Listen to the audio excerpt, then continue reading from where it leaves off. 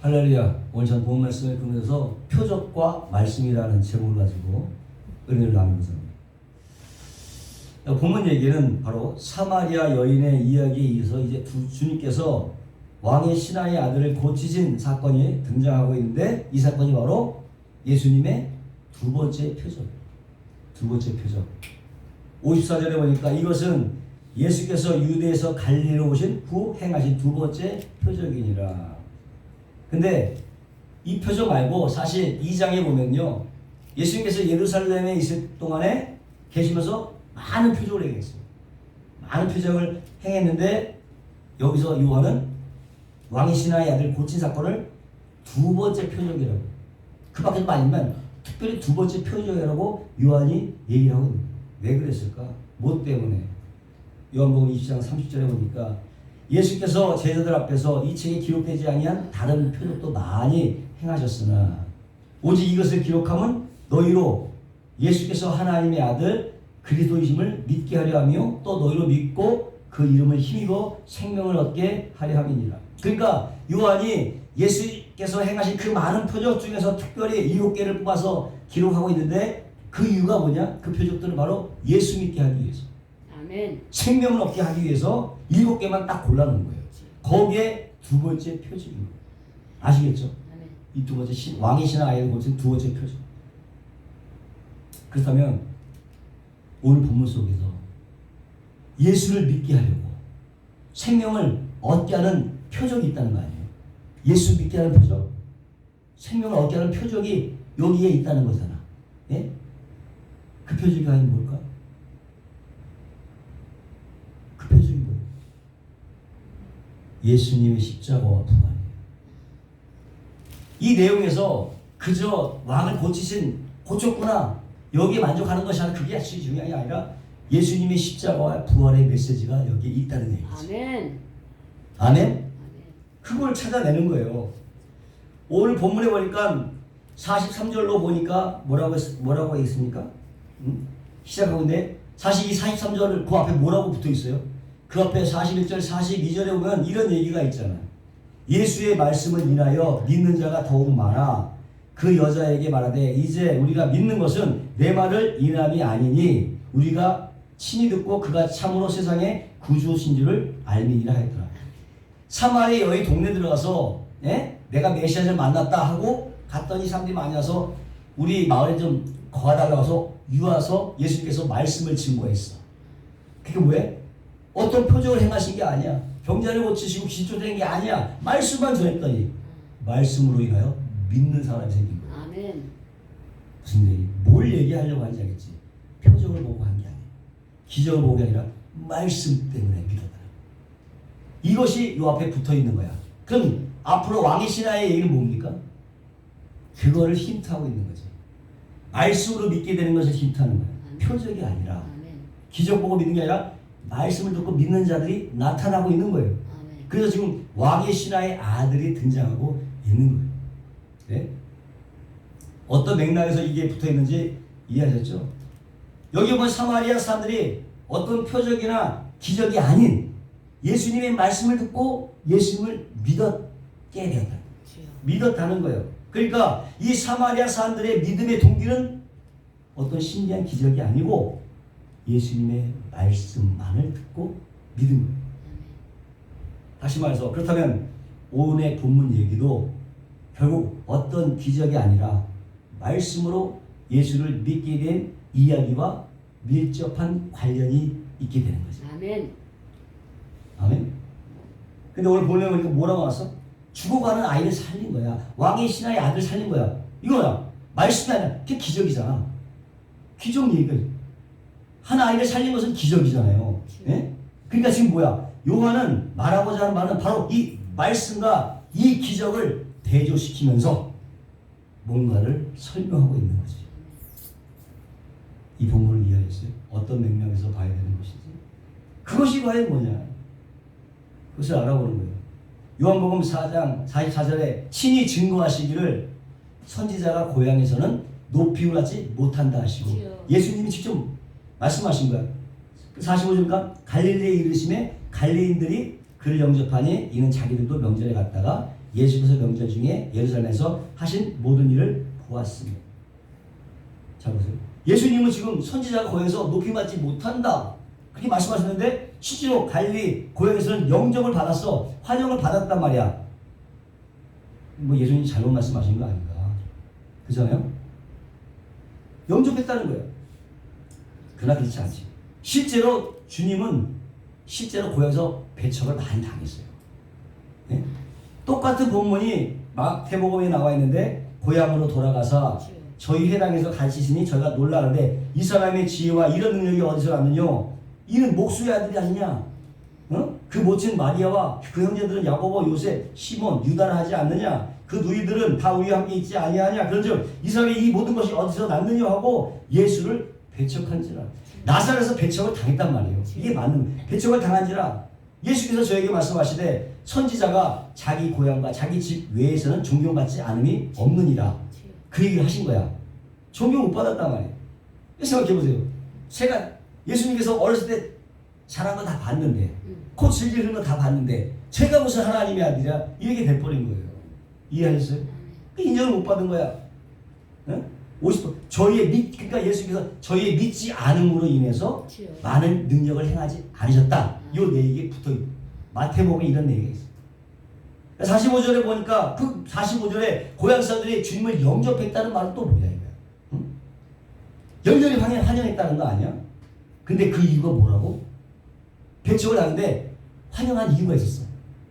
내가 그랬어? 뒤에 나오자. 갈릴리에 이르시매 갈릴리인들이 그를 영접하니 이는 자기들도 명절에 내려갔다가 예수께서 명절 중 하신 모든 일을 보았어요. 그러니까 예루살렘 유월절 지키려고 내려가서 예수님께서 그 유대에서 막 행하는 걸 본 거야. 이 갈릴리 사람들이 그걸 보고 믿은 거야. 그래서 영접한 거야. 기적을 행하는 사람이니까 영접한 거야. 이 문맥을 이해하셨어요? 그래서 영접을 한 거야. 표적을 보고 어떤 기적을 바라고 하니까 신기한 일을 바라고 예수님을 영접했다는 거야. 열렬히 환영을 했어. 그래서 영접했다는 얘기가 나옵니다.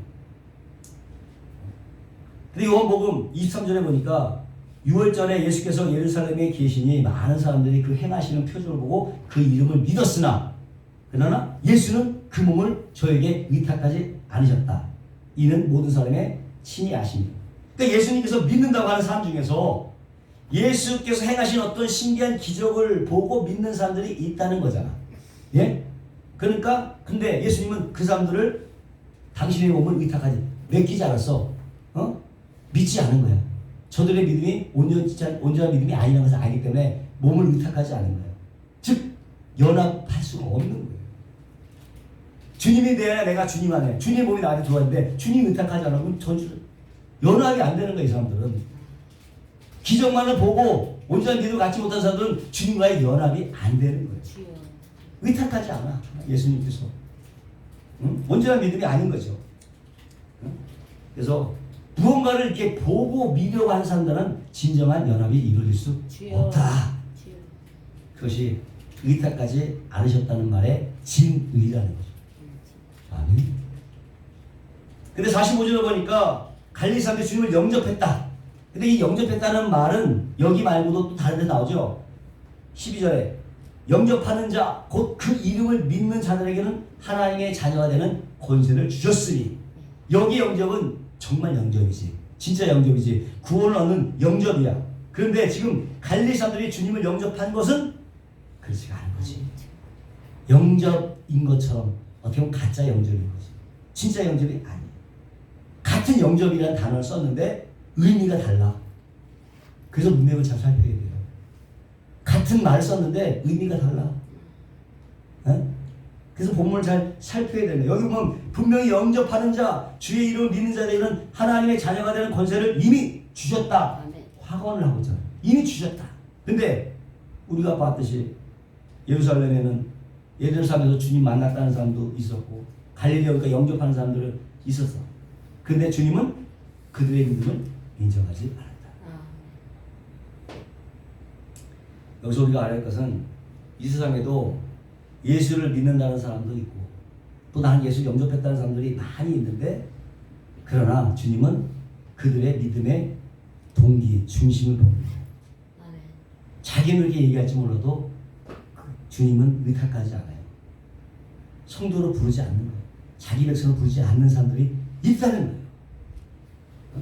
자신들은 뭐 주님을 믿는다고 영접했다고 하지만 그 동기가 만약 자기의 유익을 위해서 예수를 믿는다든지 아니면 예수님께서 행하신 어떤 신기한 기적을 보고 믿었다든지 그래서 영접했다면 진정한 영접이 될 수 없고 진정한 믿음이 될 수 없다는 거예요. 물론 하나님께서 어린 신령들에게 신기한 기적을 보여서 믿음으로 이끌어줄 수는 있어. 그렇게는 가. 그렇죠? 그러나 그것만을 보고 자기 유익만을 위해서 예수를 찾는다면 그것은 온전한 믿음이 아니라는 거죠. 그래서 주님은 선지자가 고향을 환영받지 못한다고 말씀하신 그 직후에 갈릴리에서 표적 벌어진 사람들을 주님께 환영하고 영접하는 장면이 그래서 같이 나오는 거예요. 같이 붙어서 나오는 거예요. 그게 뭐야? 그 사람들의 얘기는 진짜 영접이 아니야. 이 얘기를 하고 싶은 거예요. 이 본문은 누가복음 4장 24절에 보니까 이렇게 나와요. 또 가라사대 내가 진실로 너에게 이르노니 선지자가 고향에서 환영을 받는 자가 없느니라. 똑같이 얘기해요. 누가복음에서 내가 참으로 너에게 이르노니 엘리야 시대에 하늘이 새해 6달을 같이요 온 땅에 큰 hin형이 들었을 때에 이스라엘에 많은 과부가 있었을 때 엘리야가 그 중에 한 사람도 보내심 받지 않고 오직 시돈 땅에 있는 사렙다의 한 과부뿐이었으며 또 선지자 엘리사 때에 이스라엘에 많은 문둥이가 있었을 때 그 중에 한 사람도 깨끗함을 얻지 못하고 오직 수리아 사람 나한 뿐이니라. 회당에 있는 자들이 이것을 듣고 다 분이 가득하여 일어나 동네 밖으로 쫓아내어 그 동네가 건설된 산 낭떠러지로 끌고 가서 밀쳐 내리치고자 하네. 이게 주님께서 나사렛에서 당하신 일이었다. 근데 예루살렘에서 행하신 그 많은 표적들로 인해서 갈릴리 사람들이 주님을 환영하고 영접했는데 얼마 후에 예수님을 더 이상 기적을 행하지 않고 딱 보니까 너희 중에 믿은 사람이 별로 없다 이러고 보니까 막 낭떠러지로 데려가서 죽이려고 합니다. 그게 진짜 영접이었어요? 진짜 환영인 거겠어요? 그렇지 않죠? 응? 이게 바로 영접했다고 하는 사람들의 참 모습이었다는 거예요. 근데 이런 일들은 지금 우리 믿는 자들 속에서도 얼마든지 일어날 수 있는 일이다. 그래서 정말 내가 믿음이 진짜인지 내 영접이 진짜인지를 매 순간 확인하고 확증해야 될 필요가 있죠. 이렇게 성경은 예수를 믿는다고 하면서 기적만을 보고 싶어하고 그런 기적들로 자기 신앙생활의 척도로 삼으려는 사람들이 있다는 것이지. 그런 사람들은 언제든지 자신의 삶 속에서 어떤 기적이 일어나지 않으면 자신에게 더 이상 유익이 없으면 얼마든지 예수님을 살해할 의도가 있는 거야. 언제든지 버릴 수 있는 의도가 있는 거야. 자기 유익이 없으면. 그렇다면 과연 나는 뭘 믿고 있느냐? 내가 믿는 건 과연 뭐냐? 정말 예수님의 그 능력이 탐나서 그 능력만을 믿고 있는지 아니면 예수님 자체를 믿고 있는지 그거를 구별해야 되는 거예요. 무엇 때문에 예수를 믿는지. 우리는 예수의 능력만을 믿는 게 아니고 하나님의 능력만을 믿는 게 아니라 예수를 믿는 거야. 아멘. 하나님을 믿는 거야. 아멘. 아멘. 이게 분명해요. 예? 아무것도 안 해줘도 믿어야 돼요. 기도도 안 해도 믿어야 돼요. 그게 믿음이지. 응? 그걸 믿으면서 나에게 뭔가 해주기 때문에 기도를 많이 해주기 때문에 예? 믿는 것은 그거는 믿음이 아니라 무속신앙이라고 하는 거예요. 무속이라고 하는 거예요. 기독교가 무속입니까? 기독교는 믿음이죠. 절대 무속이 아니에요. 어떤 기적을 바라고 기적을 추구하고 기적에 의해서 유익을 얻으려고 하는 그런 종교가 아니라는 거죠. 기독교는. 그렇다고 기적이 없다는 게 아니에요. 기적이 없다는 게 아니라 우리는 무엇보다도 말씀을 믿고 하나님을 믿는 것입니다. 아멘. 히브리서 11장 6절에 믿음이 없이는 주를 하나님께 기쁘시 못하나니 하나님께 나아가는 자는 반드시 그가 계신 것과 또한 그가 자기를 찾는 자에게 상 주시는 이심을 믿어야 하지. 아멘. 하나님을 믿다는 거예요. 저를 믿는 자는 심판을 받지 않을 것이요 믿지 않는 자는 하나님의 독생자의 이름을 믿지 아니함으로 벌써 심판을 받은 것이다. 믿는다는 말이 뭐예요? 믿음은 바라는 것들의 실상, 보이지 못하는 것의 증거요 선지자들 이로써 증거를 얻으니라. 믿음으로 모든 세계가 하나님의 말씀으로 지어진 줄을 우리가 아나니 보이는 것은 나타나는 것으로 말미암아 된 것이 아니니라. 믿음은 뭡니까? 보이지 않은 것들을 보는 거예요. 보이지 않는 것을 보는 게 믿음이야. 아멘. 보는 것을 보면 그건 인식이지. 보는 것을 보면 인식이지. 그건 믿음이 아니야. 보이지 않는 것을 보이기 때문에 그걸 믿음이라고 하는 거고, 아멘. 바라는 것들을 실상으로 여기는 거예요. 바라는 것들이 믿음이지만 그 현실로 여기는 거, 그게 바로 믿음이야. 그리고 의심치 않는 거.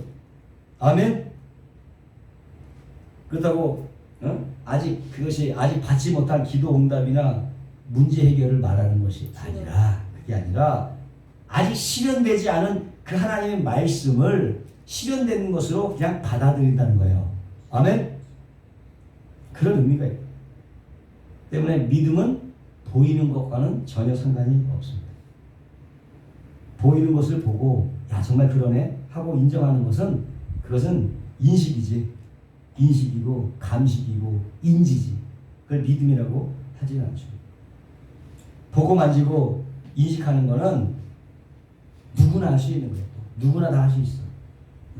그러나 안 보고 그걸 인식할 수 있는 사람은 특별한 사람인 거죠. 외부로부터 어떤 능력이 부어진 사람, 그런 사람은 우리가 하나님의 백성이라고 그러는 것입니다.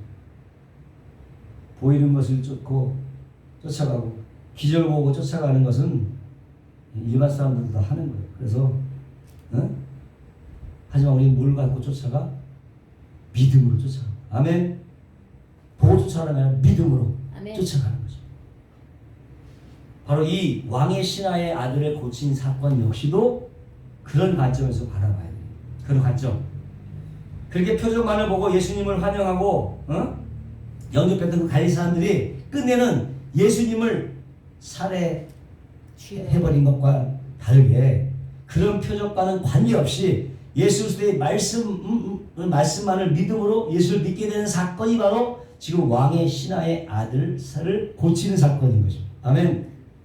보면 46절에 보니까 예수께서 다시 갈릴리 가나에 이르시니 전에 물로 포도주를 만드는 곳이라 왕의 신하가 있어 그 아들이 가버나움에서 병들었더니, 예수님께서 갈릴리 가나에 이르렀을 때 가나에서 가버나움은 몇 킬로? 34킬로 정도가 떨어져. 34킬로가 떨어진 곳에 헤로데스의 왕의 신하가 예수님을 찾아온 거예요. 근데 성경은 그 가나를 뭐라고 얘기해? 전에 물로 포도주를 만든 곳이라고 친절하게 이 설명을 붙여주고 있어. 왜 붙였을까? 쓸데없이 연관이 있기 때문이지. 이 가나, 물로 포도주를 만든 이 사건과 이것이 연관이 있기 때문에 그 얘기를 붙여주는 거예요. 그 말은 주님께서 가나의 포도주를 만드신 사건과 이 왕의 신하를 고친 사건이 어떤 관계가 있음을 암시하고 있는 것입니다. 아멘. 주님께서 혼인잔치에서 어떻게 물로 포도주를 만든 사건은 진정한 혼인잔치의 즐거움은 오직 포도주, 예수님의 보혈로만 회복이 되어진다. 그것을 보여준 사건이었어. 그러니까 예수님께서의 어떤 죽으심과 부활로만 어린 양의 혼인잔치는 비로소 완성이 된다. 아멘. 이 메시지가 여기에 담겨요. 그냥 물로 포도주 만든 게 아니고 그 의미가 여기 담겨있는 사건이란 말이에요. 그것이 바로 물로 포도주를 만든 사건인데, 이 죽어가는 왕의 신하의 아들 고친 사건 또한 예수님의 뭐가 있어야 돼? 십자가와 부활. 만이 죽은 자를 살리는 유일한 길임을 설명하는 거예요. 아멘. 예수님의 십자가 부활만이 죽어가는 아이를 살리는 유일한 길이다. 이거를 말씀하고자 하는 것입니다. 그래서 왕의 신하의 아들이 병들었다고 표현하지 않아요. 병들었다고 뭐라고 표현해? 죽었다라고 표현하지. 죽었다라고. 그리고 병이 나았다고 표현하고 그가 살았다고 표현을 해. 죽었다 살았다로 표현한단 말이야. 죽었다 살았다. 병들었다 병이 나았다가 아니라 죽었다 살았다로 표현하고 있단 말이야. 예? 이렇게 죽었다 살았다는 단어를 써서 뭡니까? 죄와 허물로 죽었던 죄인들을 새 사람으로 다시 살아나게 하는 사건. 그러니까 십자가와 부활이지. 이해가 되셨어요? 아멘. 무엇보다 주님께서 내 아들이 살았다고 한 말씀은 곧 뭡니까? 내가 곧 너 아들의 죽음에 대해서 내가 죽고 내 아들이 다시 살아나게 될 거야. 주여. 뭘 얘기하는 거야? 십자가를 얘기하는 거야. 아멘. 십자가를 얘기하는 거야. 이 두 사건이 어떻게 그런 비슷한가? 요한복음에 보면 가나 사흘 되던 날 가나에 혼인잔치가 있어. 이렇게 나와. 3일째 된 날. 왕의 아들 고치 사건도 이틀이 지나면 3일째잖아. 똑같이 3일날이에요. 똑같이 3일날. 또 이 둘 다가 어떻게 다? 그 기적을 구한 사람들을 책망하는 일이 있어. 주님께서 가나안 혼인잔치에서는 어머니를 책망하고 왕의 신하를 책망을 해. 그리고 두 번째 모두가 다 말씀으로 말씀만으로 기적을 이루셨단 말이에요. 그리고 이 사건의 최종 목적자 역시도 종이야. 똑같아. 이런 모든 거 다 똑같은데 결정적인 공통점은 두 사건 모두가 다 이걸 통해서 예수 믿는 사람들이 생겨난 거야. 이 두 가지 표적을 통해서 예수 믿는 자들이 생겨나게 된 거야. 응? 결국 이 두 사건이 되는 것은 모두가 어떻게 해서 예수를 믿는 사람들이 생겨나게 되었느냐라는 얘기예요. 어떻게 해서 예수 믿는 사람들이 생겨나게 되느냐. 그게 이거의 공통점. 그런 표적이란 말이에요. 사인, 표적은 뭐냐? 이 표적이 어떻게 시작됩니까?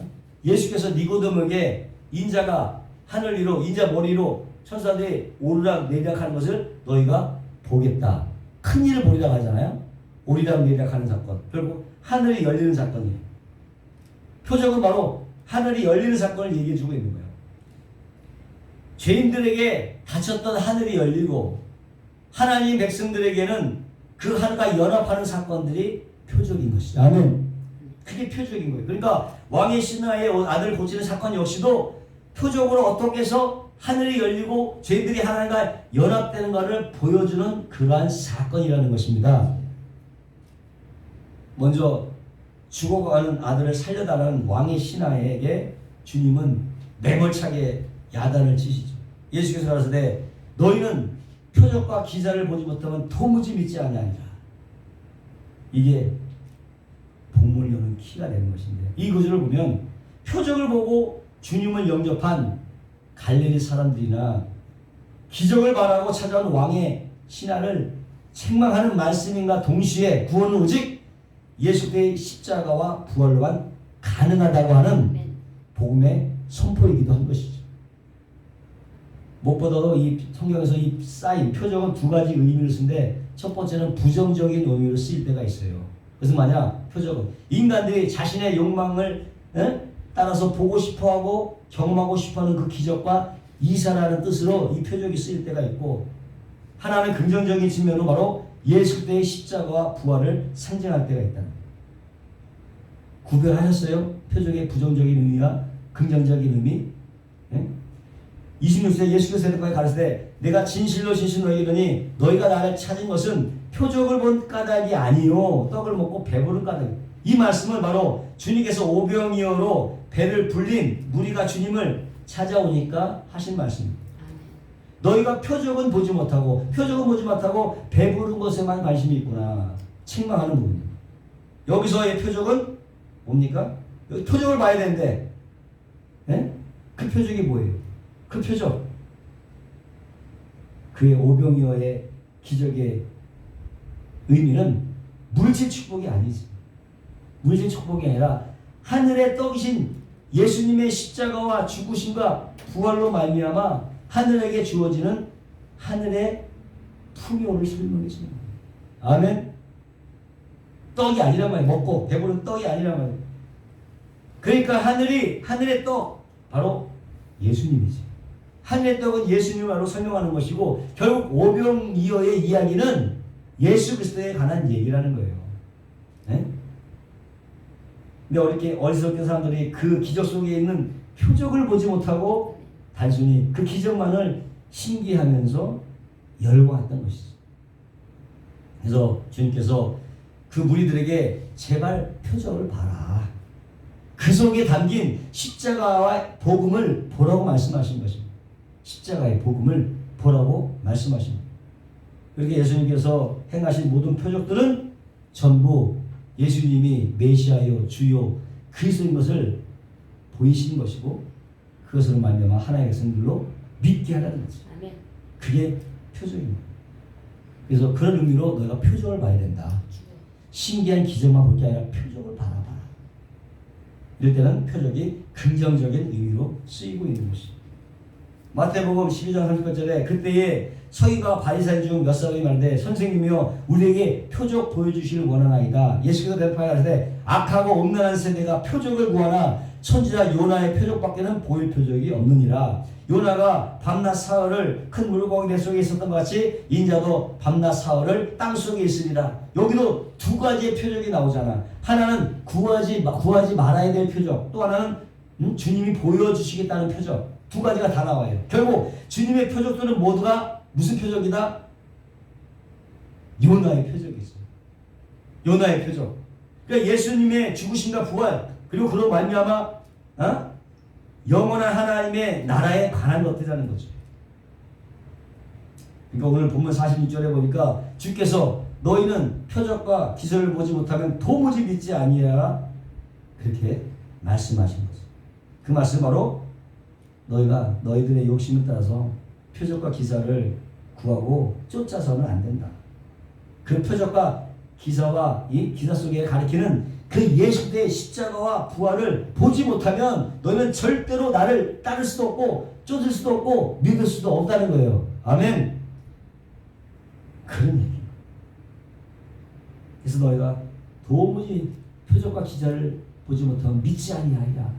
그 말에 진 뜻인 것입니다. 이렇게 표적에는 두 가지 의미가 담겨져 있어요. 결국 주님께서 신기한 기적이나 표적을 쓸 수밖에 없었던 것은 다른 방법이 없기 때문에 예? 주님께서 정말 누군지 무엇을 하시는 것인지 또 그걸 어떻게 이루어질지를 알려줄 길이 없는 거야. 이런 신기한 기적 외에는. 그렇기 때문에 했던 것이지 사실 그걸 얘기하는 것이 아니라는 얘기죠. 그런 표적을 일으켜서 내가 바로 하나님이고 내가 바로 하나님 말씀 그 메시아고 주고 그리스도야 이 얘기를 하고 싶었던 거예요. 아멘. 내가 바로 하나님의 어린 양이야 이 얘기를 하신 거예요. 하고 싶었던 것이야. 그걸 하기 위해서 이러한 기적들을 베풀어 주신 거예요. 아멘. 근데 이제 성경이 다 완성이 됐어. 그 예수가 누군지 우리가 분명히 알았어. 예수님이 이 땅에서 일으킨 모든 사건들, 기적들이 뭘 의미하는지를 이제 알았고 그분이 하신 일들을 우리가 정확하게 알고 있어요. 이제 더 이상 예수님께서 우리에게 표적으로 기적이 필요하겠어요? 아멘? 없지. 이제 필요 없는 거예요. 말씀이 있기 때문에. 아멘. 더 이상의 하나님의 표적과 기적을 일으킬 어떤 유인이 없다고 다 보여주셨기 때문에 말씀으로. 아멘. 그 표적이 아니라 말씀으로 믿는 것입니다. 아멘. 이렇게 예수님이 자신이 하나님이시고 하나님의 아들이시고 메시아라는 것을 증명하기 위해서 표적을 일으키신 거고 기적을 베풀어 주셨던 거예요. 이사야서 내용을 보면 그때 소경의 눈이 밝을 것이며 기모거리의 귀가 열릴 것이며 그때 저는 자가 사슴같이 될 것이며 덩어리하는 노래하리니 이는 광야에서 물이 솟겠고 사막에서 시내가 흐를 것입니다. 이게 바로 나라는 거지. 그걸 예수님께서 보여줘. 그렇게 할 사람이 바로 나야. 어떻게 눈이 밝아지고 벙어리가 말을 하고 기모거리가 열리고 그게 바로 나다. 이 얘기를 해주기 위해서 병을 고치신 거예요. 병자를 고치신 거야. 단순히 메시아가 오면 소경의 눈을 뜨게 하고 전자를 뜨게 하고 기모거리를 여는 치유사역을 하실 것이라는 예언이 아니라 그게 아니라 하나님을 떠나서 죽음의 포로가 되어버린 진짜 영적 소경들, 영적 기모거리, 절름발이 상태인 죄인들을 자유롭게 해방을 시킬 예수 그리스도의 영적 사역을 예언하는 것입니다. 아멘. 단순히 병자를 고치는 것이 아니고 그런 것입니다. 그러한 상상적인 의미에서 주님은 병든 사람을 고쳐준 거예요. 소경의 눈을 고쳐주고 절름발을 고쳐주고 아멘. 기적이 이해가 되었어요? 뿐만 아니라 주님은 죄와 허물로 죽어있는 죄인들을 살리러 오신 분이라는 것을 알리기 위해서 죽은 자를 살려내는 거야. 죽었던 사람을 살려내는 거야. 그러니까 여태 나온 이 모든 것도 다 영적 세계에 영적 의미가 담겨 있는 거지. 아멘? 여기서 직접 살린 것은 뭘 살려? 영적으로 죽었던 우리를 살리는 거야. 병든 사람 왜 고쳐? 병적으로 눈이 먼 영적 소경을 살리는 거야. 그게 진이란 말이에요. 그러면서 죽은 자도 살리고 병자도 고치고, 예? 자연에게도 바람아 멈춰라 명령을 하기도 하고 바다 위를 걷기도 하는 거예요. 그런 의미에서 이제 우리는 보고 믿는 것이 아니라 말씀을 믿고 실상을 받아들여요. 그것이 이제 우리가 해야 될 것. 아시겠습니까? 요한복음 4장 49절에 시내가 가로되 주여 내 아이가 죽기 전에 내려오셔서 예수님 대답하되 가라 내 아들이 살았다 하신데 그 사람이 예수의 하시는 말씀을 믿고 가더니 여기에 등장하는 왕의 신하는 왕적이거나 아니면 왕과 깊은 관계가 있는 그런 높은 귀족이야. 그러니까 그 왕의 신하는 갈릴리 지방을 다스리고 있었던 헤롯 안티파스의 친척이거나 아주 가까운 귀족일 수가 있었어. 굉장히 높은 사람이지. 귀족이에요. 귀족. 그러한 귀족이 34km 여기서 연희동 우리 엄마 집이 30km 정도 될걸. 거기까지 걸어가는 거야. 예? 연희동까지 여기서 연희동 서울 연희동까지 34km 그 나사렛 목수를 찾아와서 죽어가는 아들을 살려달라고 애걸하기 위해서 그 거리를 걸어오는 거예요. 수단이 뭐겠어. 끝까지 걸어오는 거예요. 거기다가 그 아들은 외아들이었어. 외아들. 그것도 그냥 어린아이가 아니라 다 자랄 만큼 자란 아이란 말이에요. 다 키우는 아이야. 그러니 얼마나 절망을 했겠어요. 네? 그 다 자란 고관대장의 외아들이 지금 열병으로 죽어가고 있는 거야. 그런데 주님께서 불원천리 34km가 되는 길을 걸어서 찾아온 사람에게 내 아들이 샀으니 그냥 가봐. 가. 이렇게 얘기해요. 그 신하는 아마 자기 집으로 가서 어찌든지 자기 아들에게 안수하는 거, 치료하든 안수하든 뭔가 좀 해주기를 바랬겠지. 그래서 죽기 전에 빨리 내려오라고 그렇게 말씀하신 거 아니에요. 근데 주님께서는 가실 생각을 하지 않고 내 아들이 샀으니 가라 그랬더니 표정을 보겠다고 왔는데 가라 그랬어요. 그냥 가라. 보이지도 않고 왕의 신하가 좀 황당하기도 하고 그렇게 어렵기도 한데 좀 열 받기도 할만했는데 근데 그냥 그 말씀에 순종해서 그냥 가요. 할렐루야.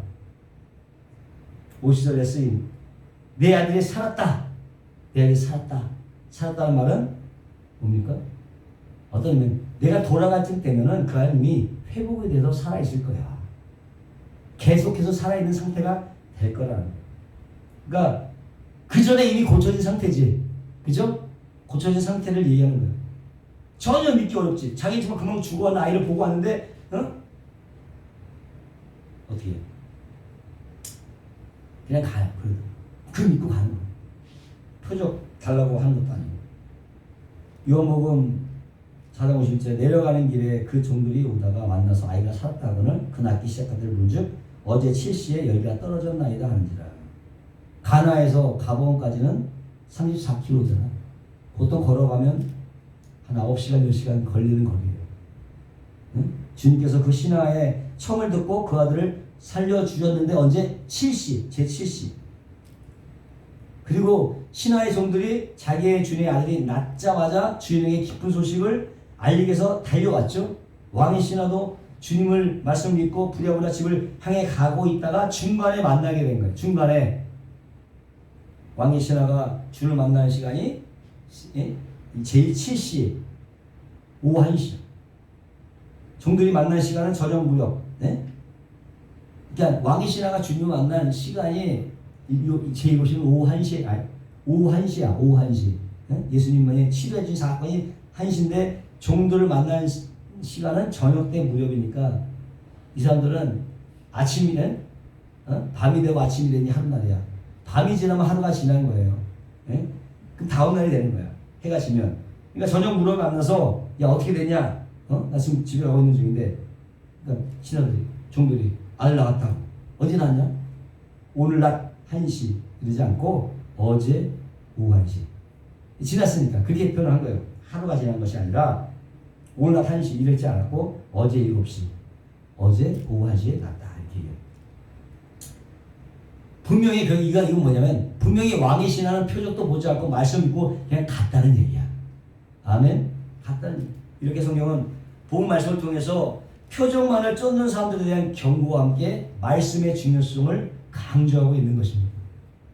이렇게 표적을 보지 않고도 말씀 믿고 갔더니 그것이 현실이 되었더라. 현실은 뭐냐? 엄연히 말하면 현실은 하나님의 말씀이 현실이에요. 하나님의 말씀이 현실이지. 지금 우리가 겪고 있는 상황이나 사건이 현실이 아니에요. 말씀이 현실이에요. 사실 왕이 신하가 가면서 굉장히 조바심이 났고 두려웠을 거 과연 나았을까? 하지만 현실은 바로 예수님 말씀. 나았다. 예수님 말씀이 현실이에요. 아멘.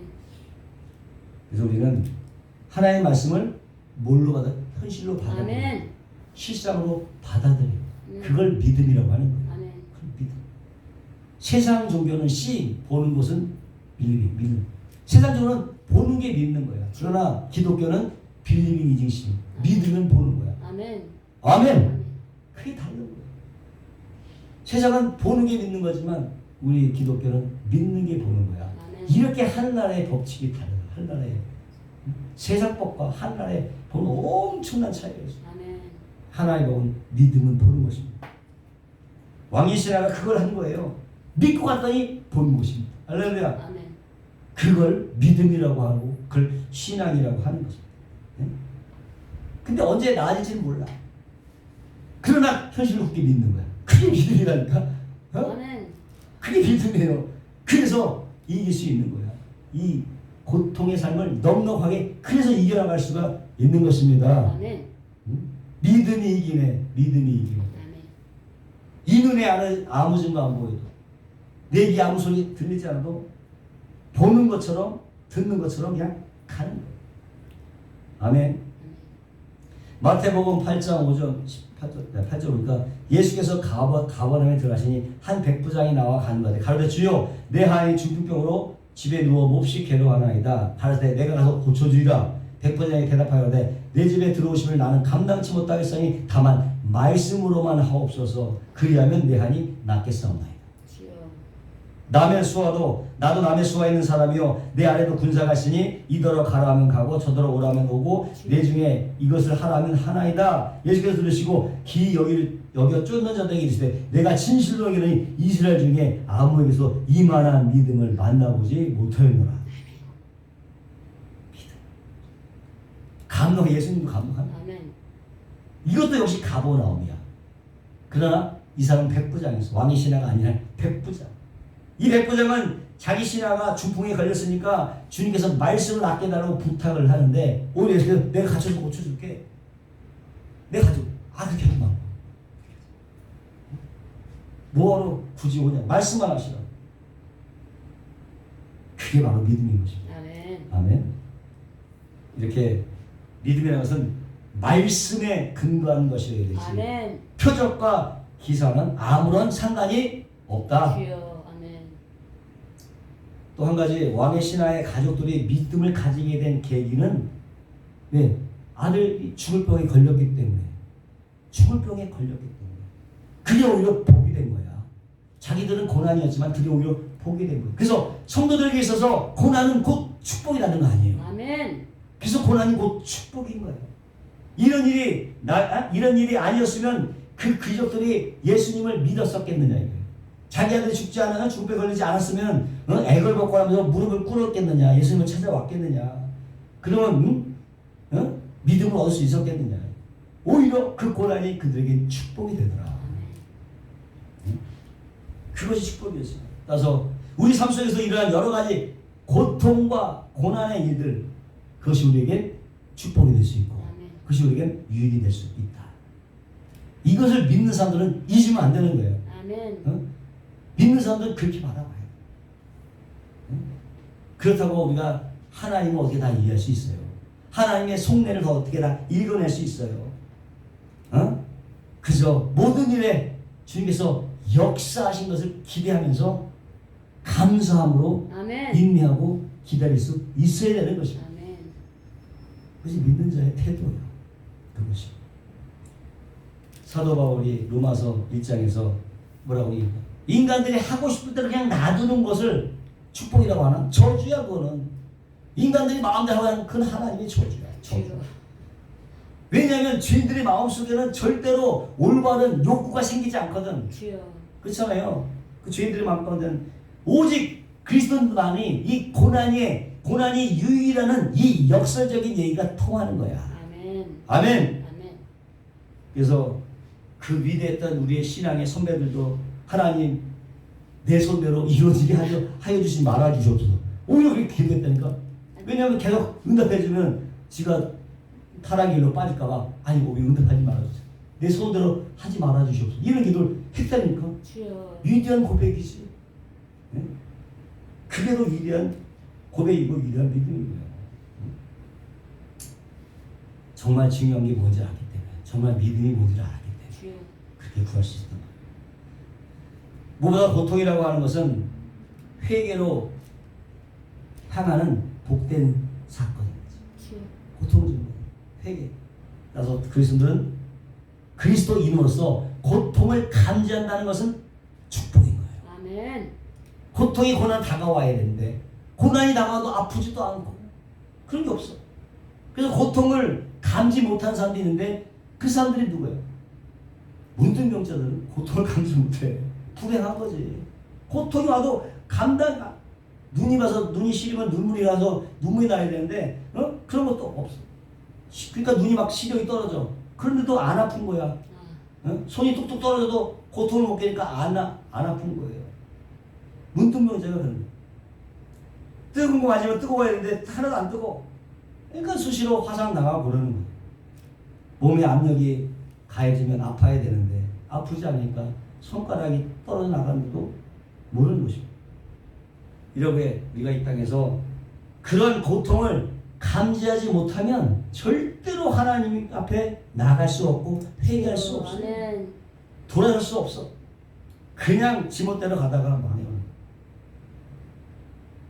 이 땅에 너무 재밌는 게 많고 또 영원히 나한테 그런 것을 제공할 수 있다고 그런 착각 속에서 그냥 살게 되는 거야. 주여. 아멘.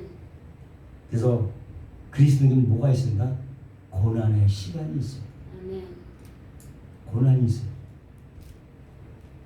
기독교의 신앙이라는 것은 절대자인 하나님 앞에서 자신이 거듭나고 변화가 되는데 아멘. 그 핵심입니다. 인격의 변화야. 신앙의 핵심은 뭐냐? 예수 믿고 뭐? 인격의 변화가 핵심이야. 이게 안 되면 내가 진짜인가 가짜인가 테스트 해봐야 돼. 인격의 변화. 예수님은 나의 인격을 변화시키잖아. 예수님의 성품으로, 하나님의 성품으로 주여. 이것이 되지 않으면 아마 기적을 행해도 소용없어. 주여. 병자를 치유하고 귀신 쫓아내도 인격이 변화 안 되면 주여. 소용없는 거. 하나님 그걸 원하시는 게 우리 안에 인격을 변화시키고. 아멘. 그것이 핵심이에요. 하나님의 능력을 이용해서 내 뜻을 성취하는 것이 아니라 오히려 내 뜻을 버리고 주여. 거룩하신 하나님의 뜻을 찾아 아멘. 자기의 삶으로 실천을 하는 것이 바로 신앙의 핵심이란 말이에요. 아멘. 이거를 빼먹으면 안 돼. 예수를 닮는 정도가 아니라 변화가 되는 거예요. 내 뜻이 버려지고 내가 부인되어지고 내가 소멸되어지고 하나님의 뜻이 내 속에서 이루어지는 것. 아멘. 이것이 기독교 신앙의 핵심. 아멘. 이걸 바라봐요. 이걸 바라봐야 돼요. 고린도후서 5장 10절에 이는 우리가 믿음으로 행하고 보는 것으로 하지 아니함이로다. 로마서 10장 17절에 그러므로 믿음은 들음에서 나며 들음은 그리스도의 말씀으로 말미암았느니라. 아멘. 지금 이 얘기하는 거야. 결국 이 두 줄. 이 얘기를 왕의 신앙 사건에서 이 두 가지 얘기하기 위해서 이 말을 믿음으로 행하고 보는 것으로 행하지 아니하는 것과 믿음은 들음에서 나며 들음은 하나님 말씀으로 말미암았느니라. 이 얘기를 하고자 하는 거예요. 이 두 가지 말씀하기 위해서 왕의 신앙 아이들 고쳤다니까. 예? 이 본문이 바로 믿음으로 말미암는 것인지 아니면 기적이나 표적은 아니라는 거죠. 주여. 고린도후서 13장 5절에 너희가 믿음에 있는가 너희 자신을 시험하고 너희 자신을 확증하라. 예수 그리스도 내 안에 계신 줄을 너희가 스스로 알지 못하느냐? 그렇지 않으면 너희가 버리운 자니라. 무섭지. 무서운 말이지. 너희가 믿음에 있는가 수시로 너희를 시험하고 확증하라. 아멘. 왜? 믿었다고 영접했다고 하는데 지옥에 떨어지는 사람들이 너무나 많아. 난 예수 믿었다 믿는데 지옥에 툭툭 떨어지고 그런 사람들이 많은 거예요. 그러니까 확인해봐라. 너도 확인해봐라. 너도 예외일 수가 없다. 예? 우리는 하나님의 기적을 믿는 게 아니에요. 하나님의 능력을 믿는 게 아니에요. 주여. 우리는 바로 하나님 믿고 예수를 믿고 아멘. 말씀을 믿고 아멘. 하나님을 믿는 거예요. 아멘. 아멘. 아멘. 능력, 하나님의 능력, 예수의 능력, 기적 이런 거 아닙니다. 표적. 하나님을 믿고 아멘. 예수를 믿고 아멘. 말씀을 믿는 것입니다. 아멘. 그것이 의미 있는 삶. 오직 나의 의는 믿음으로 말미암아 살리라. 아멘. 말씀을 믿음으로 말미암아 살리라. 아멘. 하나님을 믿음으로 말미암아 살리라. 예수를 믿음으로 말미암아 살리라. 아멘. 아멘. 아멘. 그렇습니다. 거룩하시고 영화로우신 하나님 아버지, 우리가 어떤 신기한 기적이나 어떤 표적을 보고 믿는 것이 아니라 오직 말씀을 믿고 예수를 믿고 하나님을 믿는 신앙이 되게 하여 주옵시고 아멘. 우리가 믿음에 있나 스스로 시험을 확증하는 우리 모두가 되어지게 하여 주옵소서. 아멘. 우리에게 한 번에 주신 믿음 성령께서 온전히 주장하사 끝까지 이룰 수 있도록 도와주옵소서. 아멘. 예수님의 이름으로 기도하옵나이다. 아멘. 아멘. 할렐루야. 하나님께 영광의 박수를 드리겠습니다. 할렐루야.